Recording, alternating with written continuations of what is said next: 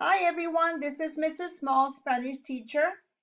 I wanted to talk to you a little bit about some Spanish grammar jargon that we see all the time as you're reading through your lessons, as you are looking at your assignments, as you are reading through your grading feedback that teachers give you, and you may be wondering, well, what does that mean?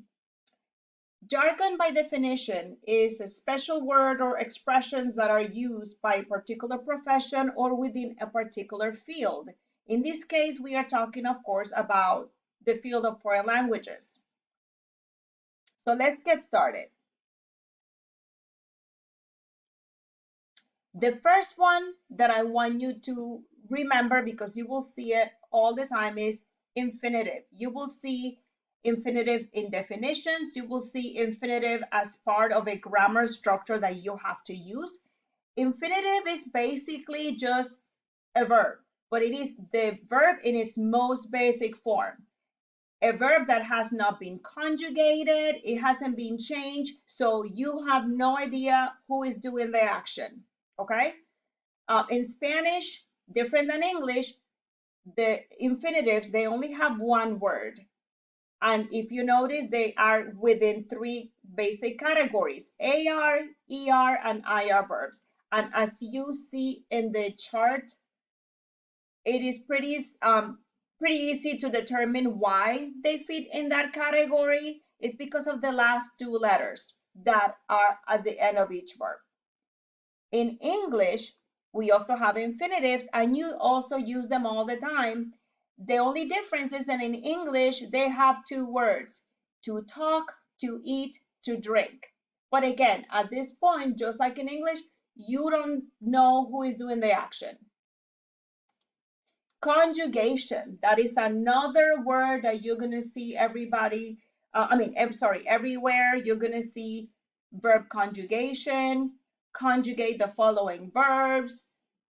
Conjugation is what you do so the verb matches the subject.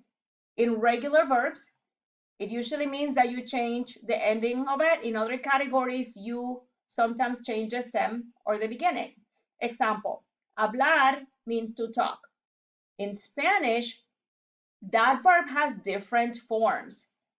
Some of them are yo hablo, tú hablas, él habla, nosotros hablamos. Forms are the different variations depending on who is the subject, who is doing the action. Your teacher may give you grading feedback that says, please revise the form of the verb that you use in sentence number 3 because you did not use the correct conjugation. What that means that maybe you use the form that goes with him instead of talking about yourself.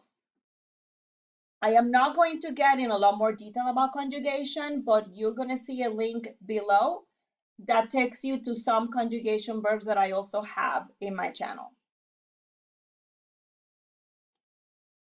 Noun adjective agreement. That is another phrase that you're going to see a lot. An adjective, as you know, is a word that matches a noun. It tells you if something is big or small, tall or short, pretty or ugly. In Spanish, adjectives need to show that the noun described is either feminine or masculine and singular or plural. Let's look at the examples. The tall girl, the tall boy. Other than the fact that we see the noun girl in one side and boy in the other side, there's no difference in the article. There's no difference in the actual noun. Look at the versions in Spanish. La niña alta, el niño alto. Because the niña noun is feminine, the adjective also needs to be feminine. And because the niño noun is masculine, the adjective also needs to be masculine. If it was more than one girl or more than one boy, the adjectives would have to reflect that. So that means that it would be las niñas altas, los niños altos. And of course, that should be niño with a tilde on top of the second N. I just realized that I need to go back and fix that. But you get the gist of it. Again, feel free to look below for links to other videos that are going to be very important that cover some of the basis verbs that you will see in every single lesson, just using different contexts. And feel free to ask questions if you have any questions. Feel free to reach out to me if I can help you with some of these concepts, and good luck out there. Bye-bye.